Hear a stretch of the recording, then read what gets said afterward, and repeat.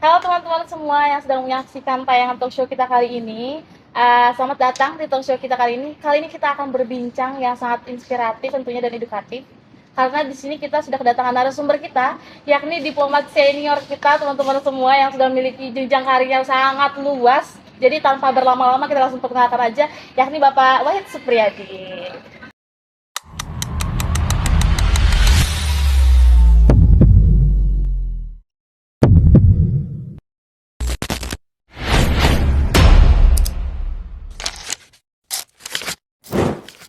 Nah, kita sekarang berbicara tentang mungkin background Bapak dulu ya.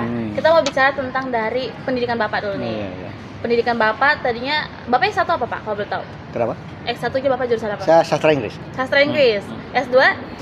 S2 enggak, saya kuliah membayar sendiri karena sebenarnya saya, nah ini, kadang-kadang di pemerintahan itu aneh ya. Oh, oke. Kalau kita menjadi staf yang bisa apa aja gitu ya, ya apalagi saya punya keahlian apa, nulis. Oh, Jadi bos saya tergantung saya. Ketika saya dapat beasiswa 2 kali, saya ditahan. Karena dia tergantung saya kalau nulis di koran atau pidato. Jadi akhirnya saya kuliah sendiri di waktu saya bekerja sebagai vice consul di Melbourne, saya ambil graduate certificate of applied business. Jadi setengah MBA lah ya, tapi applied business karena saya lihat ke depan diplomasi kita pasti ekonomi. Karena kita udah ada masalah lagi dengan Timur macam-macam ya, Papua saya kira udah relatif aman lah gitu. Betul. Ya. Nah, ternyata betul sampai terakhir kan saya menjabat sebagai staf ahli ekonomi staf ahli Menlu bidang ekonomi dan sosial budaya gitu. Nah, tapi memang jalan ke sana juga enggak mulus-mulus amat gitu loh. Pertama ketika kita di perkuliahan ya, itu sempat saya frustrasi. Saya nggak bayangin ketika saya masuk sastra ini, pikiran saya begitu masuk cacis langsung. Katanya Pak, suruh baca buku-buku Bulukan itu tahun 1800-an Shakespeare segala macam, nggak mudeng saya itu kan. Nah, ada cerita yang ya lucu ya. Apa tuh Pak? Ya, tapi gini, jadi saya kan sambil ngajar. Oke. Di bimbingan tes, saya ngajar 7 bimbingan tes sambil kuliah, coba bayangin. Ya. Saya bagi waktu gitu ya. Wow, sempit banget itu Pak. Tapi saya sebagai anak muda ya masih pacaran diputus biasa lah gitu ya. Cari lagi gitu kan, putus lagi gitu. Nah, ada teman saya ya yang pintar, tulisannya bagus, perempuan ya. Jadi saya kadang-kadang saya minta fotokopi dari dia itu. Kan dia nulis. Kalau pun saya ada waktu kuliah, saya jangan cuma dengar sambil coret-coret aja gitu ya.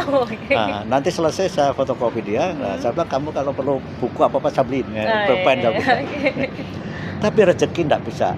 We never know ya. Yes, Tuhan punya rencana. Teman saya itu in the end bekerja sebagai staf lokal di kedutaan asing di Jakarta, sementara saya di duta besar. Wow. bukan saya sombong ya, tapi itulah we never know, jalan Tuhan gitu ya. Tapi yang penting ya tadi itu, kita betul-betul kalau udah kerja itu adalah dedikasi dan loyalitas. Jangan pernah menolak pekerjaan. Bukannya berarti kalau misalnya kita mau menjadi seorang diplomat ya Pak, kalau nggak di duta besar itu berarti bukan harus memiliki background hukum ya Pak ya? Ya, karena gini.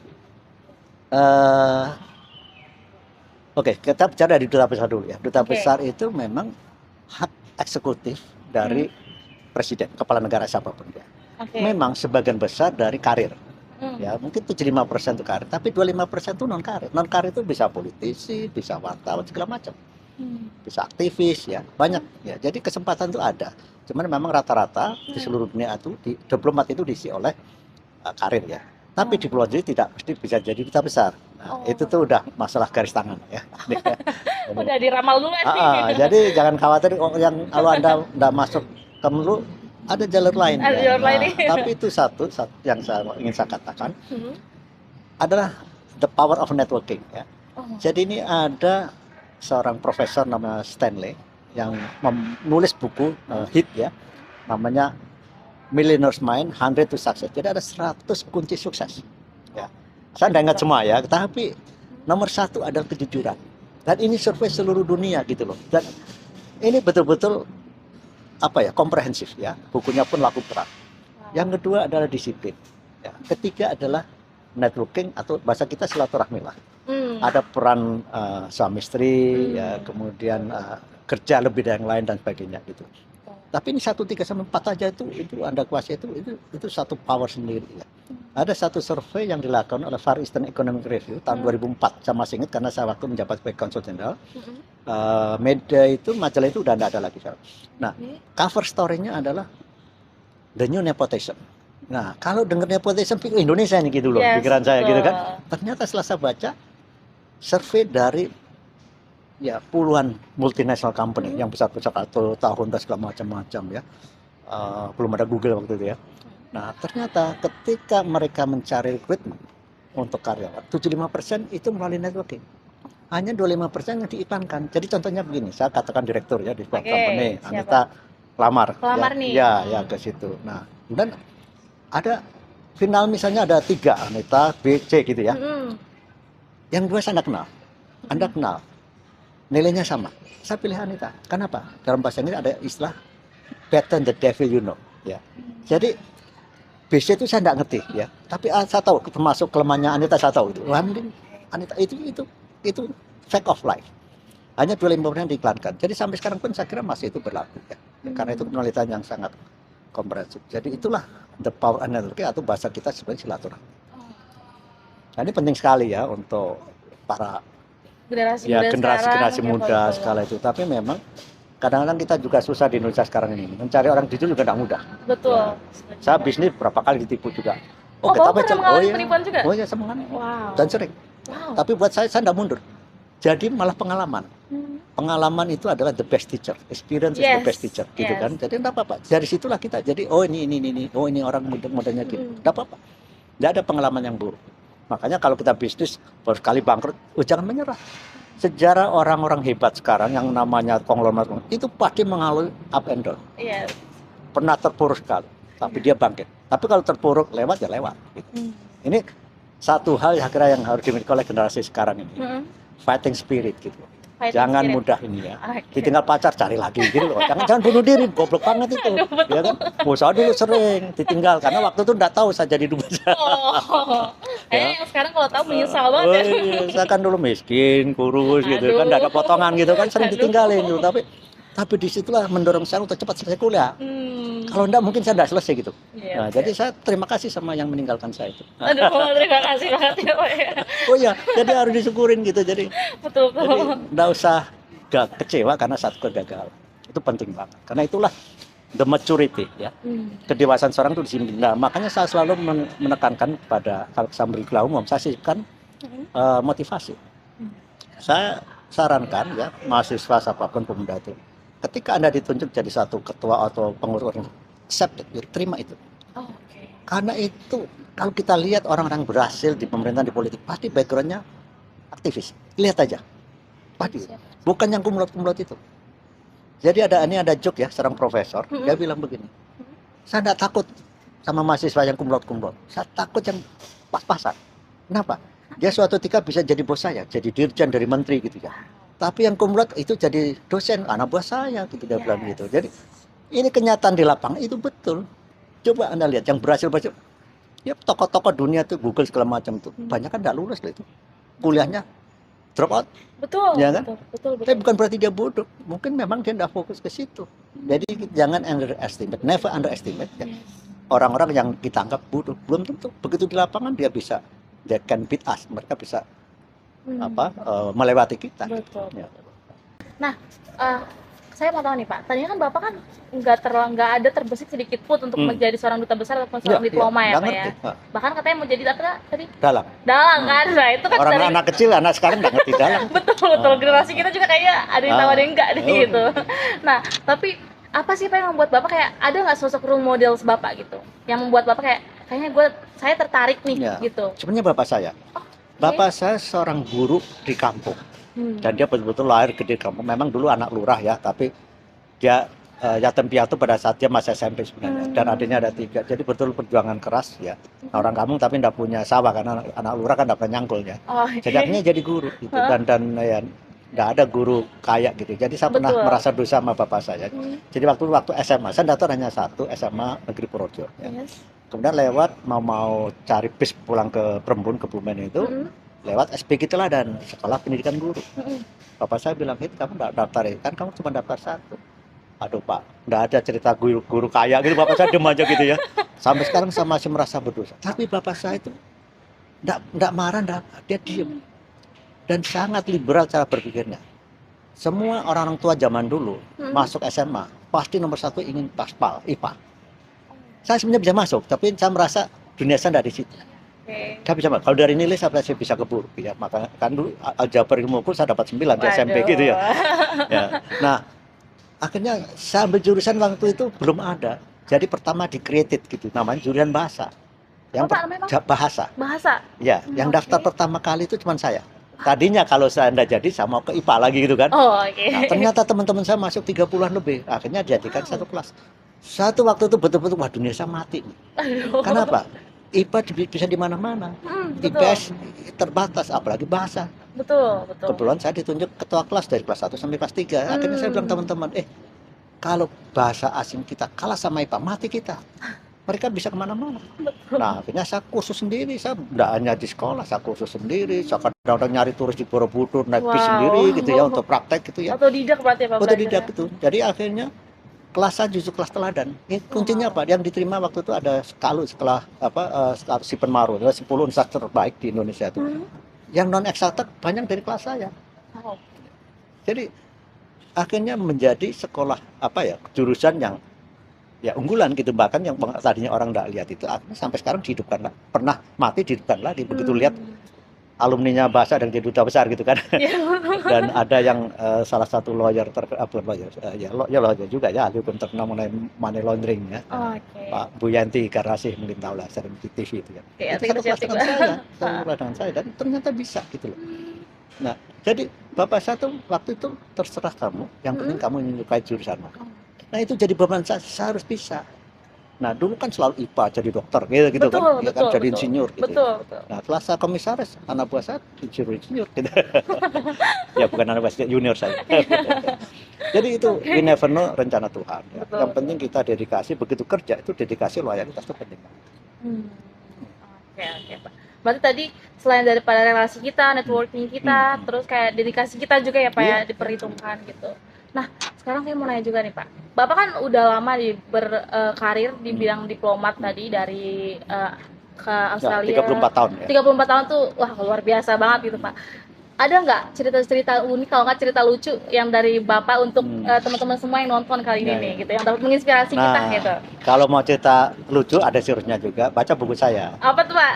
Judulnya Diplomasi Ringan dan Lucu. Nah, iya, saya sempat searching itu Pak. Terus Bapak boleh spill tips ke teman-teman nih. Nanti di googling aja ya. Diplomasi Ringan dan Lucu itu bisa dibeli dengan online. Ya.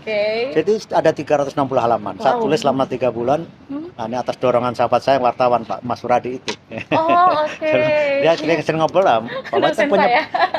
Banyak cerita itu dibukukan biar untuk generasi berikutnya gitu ya. Betul. Pertama yang tahu tentang international relation. Ya, untuk betul-betul memahami internasional, we have to understand the culture also. Ya. Jangan samakan culture-nya mesti sama dengan kita. Nah, itu yang saya tulis. Saya di Australia, ya. Yang saya hadapi orang-orang Barat yang logic thinking. Kuncinya di sana debat. Nah, kalau debat itu jangan debat kusir. Ya betul, diplomat orang my country, tapi sekarang nggak laku itu. Kalau kita dunia udah terbuka, ngerti kok kelemahan kita. Nah, kemudian saat di negeri Arab belum pernah saya tinggal di negara sebelumnya. Itu beda lagi. Mereka ngajak ngobrol, kalau kita diundang kita datang. Tapi kalau kita ngundang belum tentu dia datang. Insya Allah itu 50-50. Tapi it's okay. We have to respect their culture ya. We cannot change. Kita nggak bisa rubah. Di Rusia antara dua itu. Nah, ternyata dari situ pendekatan budaya itu berhasil. Ya dilihat dari keberhasilan seseorang itu, dari diplomat dubes itu kan dari angka perdagangan, investasi, turis. Nah, itu kelihatan angkanya ada. Nah, itulah maka saya bikin Festival Indonesia. Di mana saya penempatan sebagai pelapor perwakilan pertama kali di Konsul Jenderal RI di Melbourne, yang pertama I created from the scratch gitu. Dari betul-betul mulai dari nol. Saya kerahkan mahasiswa di sana. Nggak dibayar, mereka mau. Kuncinya apa? Ini kartu nama saya ya. Ada HP di situ. Kalau kamu dipersulit di konsuler misalnya paspor telepon saya, selesai. Nah, kemudian saya di Emirat agak susah karena kebanyakan TKW. 100.000 tapi hampir 95% itu domestic worker. Yang nggak boleh keluar aja pun nggak boleh. Nah, akhirnya tapi ternyata ada profesional, akhirnya saya ada profesional, ada mixed marriage campur yang banyak kan juga bapak suaminya insinyur terkenal ya, Pak, reputed lah gitu, reputable engineering ya. Dan akhirnya yuk kita bareng-bareng bikin dan jadi. Walaupun memang tidak segede itu, tapi saya bikin beberapa. Ada khusus food, ada khusus culture performance. Dan itu akhirnya ditiru oleh dubes-dubes Asia lain, Jepang, Korea Selatan. Malah mereka minta, wah kita bikin Asian Food Fair, tapi tempatnya di Indonesian Embassy. Oke, saya bilang gitu. Sakrakan orang ditanya kamu habis berapa? Oh enggak, itu mereka enggak usah bayar kok. Kaget tuh. Karena kalau orang barat kerja itu mesti dibayar. Itulah hebatnya di Indonesia. Begitu kita sentuh, kita ini untuk Republik ya. Yang penting kita bersih, kita juga jangan korup. Semua bantu saya. Di Rusia juga enggak banyak orang Indonesia. Tapi ternyata orang Rusia itu 40% jiwanya Asia. Begitu kita sentuh, kita ini. Nah, pertama kali saya rancang dari Indonesia itu cuma 4 bulan. Ya, tempat segala macam begitu sampai sana saya cek, oh enggak. Tadinya kan Gorky Park itu ada lagunya ya, lagunya siapa? The Police apa saya lupa. Ya. Wah, terlalu besar, 110 hektar gitu loh. Enggak fokus. Nah, akhirnya ada Hermitage Garden cuman berapa ya? 6,5 hektar. Tapi saya udah lihat, ini satu hari orang 15.000 lewat sini makan ngopi. Nah, kalau saya bikin genjreng-genjreng ada dangdutan macam-macam, ternyata 68 hampir 70.000 datang. Wow. Nah, Bollywood mulai dikenal. Nah, akhirnya wali kota lihat, oh ini bagus nih. Dikasih 2 tahun terakhir saya dikasih 11,5 hektar khusus untuk Indonesia saja. Enggak ada yang lain. Ya. Asan pada iri karena Asan saya undang. Yes. Ya, saya undang di biar kita iri saya undang tapi hanya boleh promosi negaramu di sini aja gitu kan. Tapi di luar adalah Indonesia. Dan saya bilang apa? Our strength is our culture. Kekuatan kita di budaya. Cuman kita tidak pernah memanfaatkan itu. Kita jauh tertinggal misalnya. Oke lah, Amerika negeri gede ya. Mereka punya Hollywood. Betul. Yang mempengaruhi budaya negara lain. Masuk kita juga banyak terpengaruh dari pakaian misalnya. Betul, ada model sekarang di lubang-lubang gitu. Walaupun udah bener di lubang-lubang. Tapi laku juga kan. Betul, Pak. Nah itu pengaruh-pengaruh dari itu. Kemudian Indian itu dengan Bollywood. Ya kan? Betul. Kita banyak lagu-lagu India pengaruh juga gitu. Karena dari itu. Nah ketika J-pop. Yang hebat adalah K-pop. Yes. K-pop itu luar biasa ya. Sampai jurusan yang paling kompetitif di UI itu kan jurusan sastra Korea. Wow. Bukan kedokteran. Nah ini yang ngomong dekan di Fakultas Ilmu Budaya ke saya. Itu luar biasa Korea. Nah kita enggak ada. Akhirnya saya bikin sendiri. Ya dengan festival itu. Sekarang saya diminta oleh kabupaten tempat saya berasal, kabupaten paling miskin Jawa Tengah, Kebumen, untuk buat yang sama. Saya bilang ini dengan cara ini udah dilakukan oleh Banyuwangi. Saya di luar negeri, Banyuwangi, Pak Aswar Anas di dalam negeri berhasil meningkatkan pendapatan dan sebagainya. Oke Pak, tadi kita sudah berbicara panjang tentang pengalaman Bapak sebagai dubes. Nah, kayaknya saya mau narik sisi lainnya nih Pak, yang unik gitu. Kan kalau duta-duta tuh biasanya kayak diplomat tuh pengalamannya kalau cerita tuh kayak lebih formal ya Pak, serius. Saya mau narik Bapak itu, ada nggak sih Pak cerita-cerita lucu kalau menarik gitu semasa Bapak 34 tahun tadi ya Pak ya, menjabat sebagai dubes gitu. Ada nggak tuh Pak? Ada dan saya ingat ya. Apa tuh? Jadi kebanyakan teman-teman saya nulisnya serius ya, memang marketnya untuk the common ordinary people ya, orang biasa yang sambil nunggu baca ya. Nah ada 3 chapter kan, Australia karena 11 tahun, 3,5 tahun Emirat Arab, 4 tahun 4 bulan di Rusia. Nah misalnya di Australia itu banyak ya. Misalnya ini, suatu ketika saya ke pasar ya, namanya Sunday Market itu. Bukan sebenarnya Sunday Market, Fish Market namanya. Fish Market. Nah itu kalau hari Minggu itu semua sales $1 gitu, karena Senin harus tutup. Nah biasanya ketemu orang-orang Asia, orang lokal juga itu karena murah kan. Nah saya bawa anak saya kecil belum pernah keluar ya, belum 3 tahun. Nah, begitu saya ke market rame orang itu, namanya pasar ya. Nangis sana saya baru pertama kali lihat orang gitu kan, beli-beli lagi. Nah saya ya gimana biar dia diam gitu. Nah rupanya ada satu orang yang datang memperhatikan saya agak ini orang ini ngapain sih ngeliatin saya, ada apa ya, apa yang aneh dari saya gitu. Nah dan saya sama istri saya ngomong Jawa, dia langsung deket ke saya, kulang gitu yang Jawi mas. Loh kaget, ini bisa ngomong Jawa. Untung kita nggak ngomong negatif gitu kan. Jadi rupanya dulu bapaknya dia kerja di perkebunan ya di sini tuh, dia lahir di Jakarta, makanya dia masih ingin ketemu orang Indonesia, dia seneng banget. Nah, dan dia bisa bahasa Jawa. Nah, ada lagi, saya lagi liburan di kota Port Macquarie itu perbatasan New South Wales sama Queensland. Waktu itu karena saya orang penerangan, saya tuh selalu bawa kamera. Waktu kamera yang pocket itu mahal banget pasti ya, itu jarang sekali. Nah, cuman kan pakai film, nggak begitu kayak HP langsung. Nah, ketika saya lagi nyopir itu, ini ada bule orang Australia itu pakai baju korpri. Musim panas jadi pakai mini ya, jadi baju kopi tapi pakai mini. Aduh saya lupa, kamera saya masih di tas itu, saya tidak sempat foto ya. Jadi rupanya ini bule ini kan taunya batik. Nah, dia mungkin datang dia ke pasar Senen atau Tanah Abang. Nah, ini kan dijual tuh baju korpi itu. Dia bikin jadi rok mini. Wah, ada orang korpi pakai rok mini. Yang gitu. Nah, itu banyak cerita. Termasuk ada seorang tua yang hobinya mancing. Saya juga suka mancing. Nah, ini hari terakhir di Port Macquarie itu saya muter ada kakek nenek mancing. Saya pelan-pelan saya berhenti. Tiba-tiba noleh. Jadi di desa itu kalau di Australia pun ya orang ramah ya. Karena lihat saya asing, where are you from? Are you from Washington? Saya kaget. Kenapa? Karena mobil saya ada DC, Diplomatic Corps. Itu platnya khusus, ya. Nah, itulah kebanggaan diplomat itu ya, pakai DC gitu, diplomat. Nah, no, from Canberra. Saya bilang, why DC? No, DC is Diplomatic Corps. Kan ingat dia itu Washington DC, ya kan? Terus kamu mancing, wah saya punya reel gitu. Oke, pakai. Nah, nanti besok kamu pulang ya, nanti malam tak udah makan. Saya udah makan, nah akhirnya dia cerita macam-macam. Terus dia kasih ini souvenir ke saya, itu ternyata dari kulit dipres itu. Itu kayak surat sertifikat tanah tahun 1828, itu zaman Diponegoro. Sama ini kan beragam, itu udah berguna lagi dia bilang gitu. Kasih saya, terus akhirnya saya kasih wayang dia tuh. Nah. Jadi itu banyak dari situ. Nah, kemudian saya di Arab, banyak juga cerita. Misalnya di sana ada balapan unta. Ya. Nah, saya lihat kok tidak ada dubes, karena saya masih baru kan.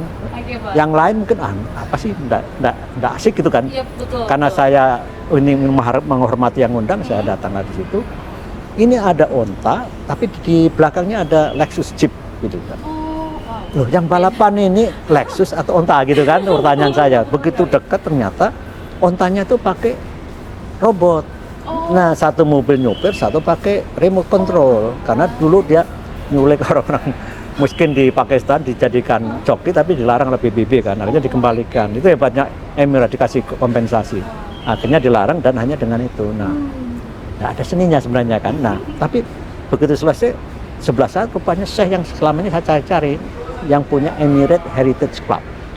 Itu yang menguasai gedung-gedung mewah. Saya pikir, waduh ada Abu Dhabi Center nih, kalau kita bikin Indonesian Culture Night, top, bintang 5+ gitu kan. Betul. Nah, ternyata begitu saya lihat, Chairman Emirate Heritage Club. Saya lupa namanya Syekh ya.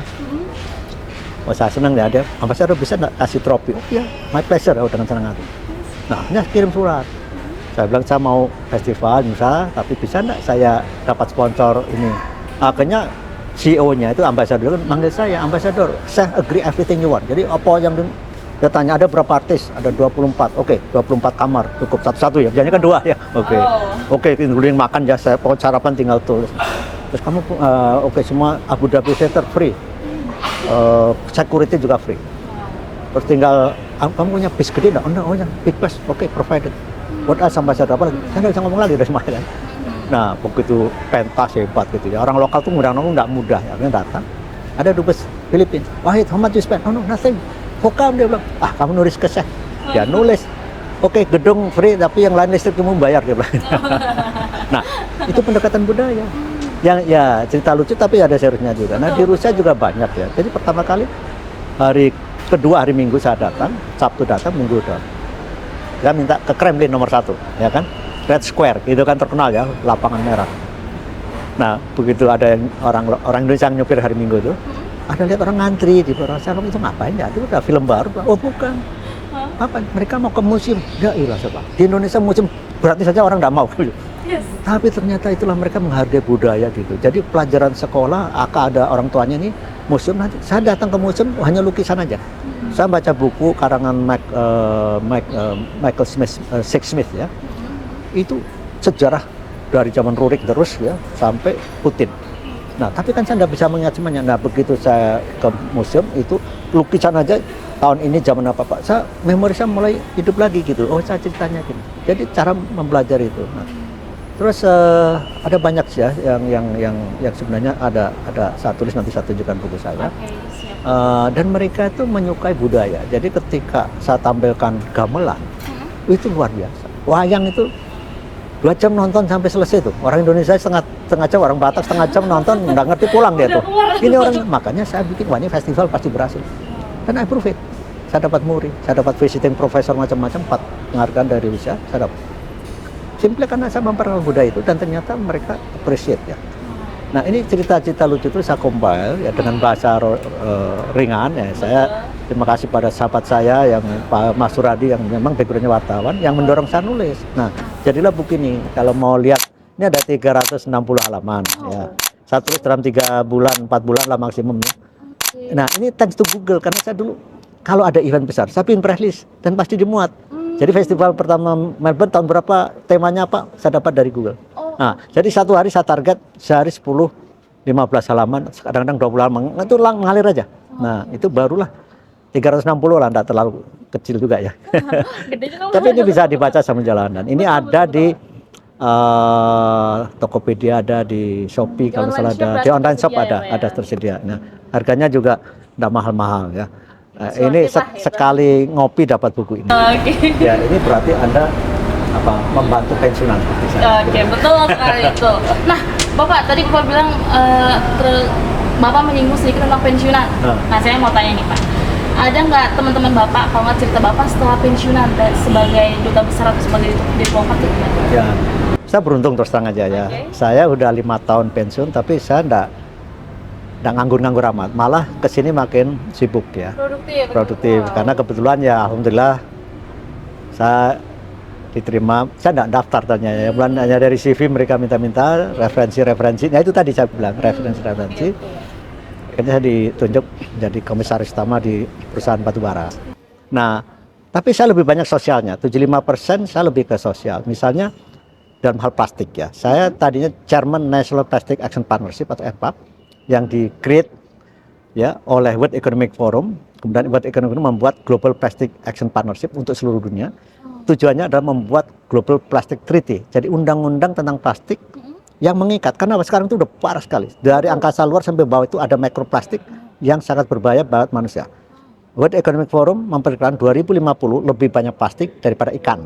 Ikan makan plastik, mikroplastiknya dimakan oleh kita. Sangat berbahaya. Nah, ini harus ada tindakan yang drastis. Dan kebetulan Menteri Lingkungan Hidup melihat ini NPAP itu dengan waktu itu 117 anggota ya. Jadi anggota kita ada yang sudah membuat plastik dari singkong. Memang ekonomisnya belum bagus ya, tapi sudah bisa ekspor. Kemudian ada yang menghancurkan plastik dengan maggot ya, kayak belatung kecil-kecil itu dimakan-makan ya. Kemudian ada yang recycling ya. Kemudian ada yang reuse, didaur ulang. Jadi misalnya botol-botol sunlight ya, aqua banyak kan di recycle karena bagus ya. Tapi ada juga yang digunakan ulang, seperti ada perusahaan di anggota kita yang dia mengumpulkan, dia beli dari masyarakat bekas-bekas deterjen macam-macam, dibersihkan ya, bersih baru diisi ulang, kerjasama dengan perusahaan itu. Jadi itu dia 50 kali pakai seperti itu. Jadi ini anggota kita. Jadi memang kebetulan Menteri Lingkungan Hidup sekarang ini saya puji beliau itu karena beliau yang berani ngasih red notice ya, peringatan kepada 300 lebih kepala daerah yang tidak memanage sampah dengan baik. Makanya kan pemerintah sudah menargetkan tahun 2029 sampah itu sudah manageable, sudah di-manage oleh daerah-daerah itu. Tidak semuanya, karena memang di seluruh dunia juga tingkat recycling baru 10%. Di seluruh dunia. Jadi memang masih banyak yang harus dikerjakan. Jadi saya banyak membantu lingkungan hidup ya untuk hal itu. Kemudian juga saya penasihat dari organisasi UMKM sampai budaya, sampai energi segala macam tuh saya ada di situ. Dan terakhir saya mendirikan asosiasi dengan teman-teman insinyur, profesor juga untuk green infrastructure. Ya, ini masih baru dan juga kita akan membantu seorang inovator kita untuk mendapatkan hak paten. Jadi sekarang ini masalah di kampung-kampung itu kelapa itu sudah pada tua. Kenapa? Karena jual gelondongan murah banget. Dan sekarang ini sudah hampir kekurangan bahan. Karena apa? Diimpor, diekspor ke Cina. Presiden Prabowo pernah marah di Malaysia, kunjung di sana ada pabrik pengolahan kelapa, beli gelondongan dari kita 5.000, 6.000. Sementara nanti jualnya kan mahal. Nah, ini ada inovator kita yang bisa merubah kelapa itu jadi semua produk yang hebat. Dari tempurungnya itu bisa grafin yang kekuatannya 200 kali baja. Nah, cuman belum kita kembangkan. Nah, ini kan perlu akademis dong yang ini. Nah, ini karena itulah banyak networking itu. Kemudian saya bukan dari teknik apa-apa, tapi saya bantu untuk ya macam-macam public relation karena saya punya background di media dan sebagainya. Jadi sebenarnya banyak yang bisa kita kerjakan. Jadi justru makin ke sini saya diminta misalnya oleh kabupaten teman saya tinggal ya dari sampai sekarang dari lahir itu kabupaten paling miskin. Malu juga saya. Nah, sekarang ingin membuat gebrakan dengan festival. Saya lagi membantu bikin proposal dan sebagainya. Jadi banyak sekali pekerjaan. Tapi buat saya tuh senang kan, aktif berarti apa? Ya otak saya jalan terus gitu. Betul. Paling enggak mengurangi kepikunan gitu ya. Dan ya kita perlu uang juga gitu kan. Jadi ya bagus lah gitu. Betul. Buat saya. Ya saya olahraga juga bisa fokus sekarang. Ya saya masih jalan jogging 4 kilo lah gitu ya. Ada tai chi, badminton, hobi saya dari dulu gitu. Jadi memang harus dinikmati juga hidup itu. Jadi menurut dokter itu kan 75% penyakit itu kan dari dalam kita sendiri. Jadi kita bagaimana manage stres itu, stres manajemen itu dari kita. Jadi dokter itu juga mengatakan demikian. Jadi kalau kita, ada teman saya udah divonis kanker 4 tapi fighting spiritnya lebih sampai sekarang berhasil gitu ya. Jadi itu yang bagaimana kita manage. Nah kelemahan anak-anak muda sekarang tuh makannya junk food, ya kan, dan gula. Nah, kita pemakan gula mungkin nomor 3 dunia lah mungkin. Ya. Di luar negeri kalau kita ekspor ada gulanya, pajaknya tinggi. Karena itu sumber penyakit. Iya. Nah, ini juga buat teman-teman terbanyak mudah-mudahan ya. Kalau perlu kurangi dari sekarang. Jangan sekelas saya dulu ngawur tuh minum yang manis-manis. Setelah begitu dilihat diabetes, wah saya harus pola makan sama olahraga. Nah, ini kalau dari awal sudah di manage, saya banyak menemukan teman junior saya 34 tahun stroke kayak gitu-gitu. Sayang kan, hidup masih panjang bisa bermanfaat gitu. Ya. Yang harus bisa mengeksplor banyak. Iya. Nah Bapak, last question dari saya. Saya mau menyangkut mungkin tentang bahkan ini kan perang antara Rusia dan Ukraina ya Pak. Nah saya ingin tahu nih pendapat Bapak selaku dubes juga. Bagaimana pandangan Bapak terhadap perang tersebut, apakah memang bakal ada nanti titik ujungnya itu perdamaian? Itu yang pertama. Yang kedua, bagaimana efeknya atau dampaknya kepada Indonesia? Karena kan yang saya riset juga beberapa, Indonesia juga kan menjalin kerjasama dengan Rusia Ukraina gitu. Menurut Bapak gimana? Ini pertanyaan berat ini. Aduh, betul sekali. Kita tutup dengan pertanyaan berat. Jadi sebenarnya masalahnya sederhana. Rusia itu sebenarnya Putin dari awal-awalnya dia sangat pro Barat sebenarnya itu. Pro Barat. Awal-awalnya ya. Karena waktu itu ada jaminan pertama kali dari James Baker Menteri Luar Negeri itu bahwa NATO will not expand to the east tahun 90 gitu ya, tidak akan memperluas ke timur. Kemudian dalam pertemuan Sekjen NATO di Brussel kalau nggak salah itu juga diulangin lagi ya oleh pejabat dirjen politik saya lupa namanya juga mengatakan officially and unofficially we will not extend to this. Jadi secara official kita tidak akan ke sana. Nah, tapi yang terjadi berikutnya Pakta Warsawa sudah masuk NATO, bekas Soviet sudah masuk, tinggal terakhir Georgia dan Ukraina ya. Ukraina itu punya perbatasan 16.000, kayak Pulau Jawa 16 dijajar-jajar gitu. Nah, itu sangat rentan. Kalau itu Ukraina masuk NATO, artinya ada musuh in our doorstep, di depan pintu kita tuh musuh. Karena NATO itu fakta militer. Nah, ini masalah kedaulatan buat Rusia, ya kan? Sampai akhirnya terjadilah perang itu, unfortunately. Dan NATO waktu itu memang jelas-jelas mendukung Ukraina termasuk persenjataan gitu. Jadi perang makin luas dan apa yang dilakukan oleh Profesor Jeffrey Sachs ya, penerima hadiah Nobel, dia bilang sama orang Ukraina, this is war between America and Russia. The purpose is to weaken Russia. Itu tujuan Amerika itu untuk weaken, bukan untuk mengalahkan semuanya. Untuk dia kalau udah weaken, lemah, kan ada lawan lagi. Nggak tahu Cina sekarang lebih kuat gitu misalnya. Itu salah perhitungan juga gitu. Nah, you will be destroyed. Itu kata-kata Jeffrey Sachs. Nah, yang terjadi ya pemimpin ini ngotot masuk NATO. Nah, dalam proposal perdamaian yang ditawarkan Trump ini kan pengusaha basicnya. Pengusaha lebih logic thinking, lebih pragmatis gitu. Saya ngeluarkan 30 miliar banyak orang mati. Ya udah berhenti aja perang, kira-kira begitu kan. Nah, akhirnya memang tidak mudah karena sekarang Rusia nuntut. Oke, kita mau stop tapi wilayah yang kita dudukin menjadi bagian kita. Kemudian harus non militer dan tidak masuk NATO. Dan itu masuk dalam proposal yang dulu kalau itu dulu dari dulu tidak ada perang gitu loh. Jadi as simple as that, teman kan memang ada permainan politik dunia terutama zaman Biden.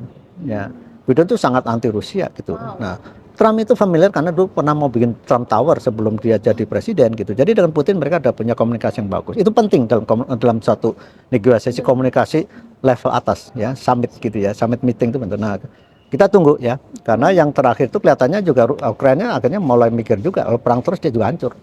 Dan kemudian di dalam negeri ada isu korupsi yang luar biasa. Karena partai Zelensky itu lebih dari 50%, jadi tidak perlu kolaborasi dengan partai lain, Betul. tapi akhirnya kan power tentu kerap gitu ya. Yes. Jadi absolute power kerap absolutely gitu. Jadi akhirnya memang sekarang dia akan mikir-mikir lagi, kemudian dia melihat proposal 28 poin yang disampaikan Trump. Si Zelensky sendiri bilang tinggal kira-kira 2 lah yang dia masih harus perhitungkan, mungkin masalah kedaulatan itu. Jadi artinya mulai itu, nah Rusia dia merasa di atas angin, ya take it or leave it gitu kan. Dia negara kaya secara sumber daya alam. Betul. Negeri kaya terbesar di dunia ya, adalah Rusia, 75 triliun US dollar. Nomor 2 45 triliun itu Amerika. Itu ada gap 30 triliun loh US dollar gitu loh, bukan rupiah ya. Nah yang lain-lain masuk, kita enggak masuk 10 besar sebenarnya. Iran, UAE, Arab Saudi, Brasil, Turki itu masuk ya. Kita enggak masuk situ. Ini negeri terkaya dari segi sumber daya alam. Ya. Nah, kita berharap lah ini segera selesai karena juga akan berdampak lain ya. Misalnya sekarang ada naik turun ya harga minyak karena ekspor tuh Rusia itu nomor 3 dunia loh. Produsennya itu nomor 3 dunia, gas nomor 1 dunia. Jadi negeri kaya. Sekarang Eropa agak tergantung, bukan tergantung, dulu 40% tergantung gas dari, kan tinggal 12% ya, tapi kan jadi mahal. Betul. Makanya banyak penurunan ekonomi di negara-negara Eropa juga. Kita sebenarnya tidak terlalu terdampak ya, karena dari perdagangan pun kita bukan terbesar dengan Cina ya. Dari investasi juga terlalu besar, walaupun ada peningkatan signifikan ya. Dan Prabowo sendiri sangat familiar dengan Putin karena selama saya jadi dubes di sana 2 kali Menteri Pertahanan beliau datang ke sana.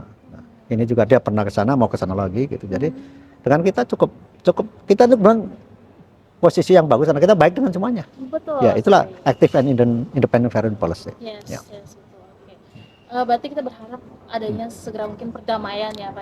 Ya, semua berharap ada perdamaian karena it doesn't make sense ya. Kalau udah perang tuh semuanya pasti terkena dampak. Ya Rusia juga ekonominya juga naik-naik dikit saja, tapi tidak dibayangkan tadinya dianggap minus ya, tapi ternyata positif pertumbuhannya.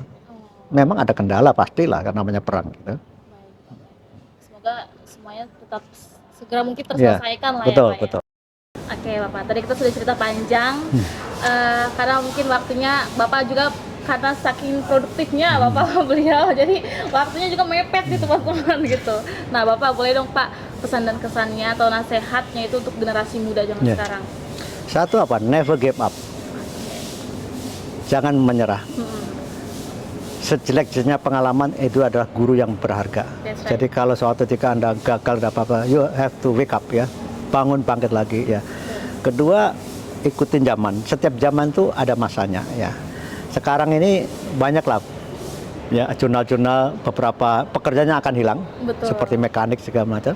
Tapi juga memunculkan apa ya, opportunities baru, another opportunities gitu. Jadi jangan pesimis ya, semua ada masanya. Dan satu hal tadi saya sebutkan juga yang sangat mahal di kita sekarang apa? Kejujuran, honesty ya. Juga ketika you masuk dalam satu birokrasi, loyalty ya, dan juga apa? Dedication ya. Itu penting banget ya.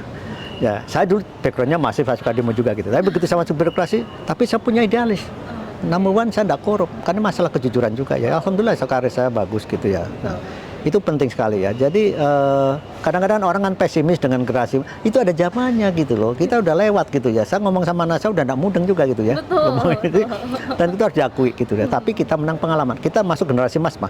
Kita mengalami dari mesin ketik cetat sampai smartphone. Betul. Ya kan? Yang anak-anak muda sekarang kan tahunya smartphone, nggak tahu yang model, nggak tahu ya, Nokia yang jadul gitu udah nggak kenal gitu. Smartphone itu baru berapa tahun yang internet segala. Nah kita mengalami semua zaman itu. Jadi dari pengalaman itu penting ya. Pengalaman itu harus you have to experience it, harus dilakukan. Kalau Anda ditunjuk menjadi aktivis organisasi, terima. Karena itulah the process of wisdom ya. Wisdom itu dibuat, di-create ya, dilakukan gitu. Jadi makin Anda banyak pengalaman, itu wisdomnya makin bagus. Nah ini untuk menjadi seorang leader ya. Ya kalau kita lihat data-data itu, yang jadi leader-leader itu banyak bukan orang yang kumlot loh, jarang loh ya. Tapi banyak kan orang yang memang dia punya pengayaan, interaksi dengan masyarakat, dengan manusia, silaturahmi, dan dia punya dedikasi. Dan kalau sudah masuk satu birokrasi, yaitu loyalitas. Ya. Terima kasih banyak Bapak atas waktunya. Sama-sama. Sudah memberikan waktu. Terima kasih banyak juga teman-teman. Sampai bertemu di talk show kita yang berikutnya. Bye. Oke. Bapak terima kasih banyak ya Pak. Aduh. Ini saya borong aja biar Informasinya luar biasa. Rasanya berdua ya. Boleh Pak. Ini sudah. Aku foto aja. Aneta sama Rara ya. Iya Bapak.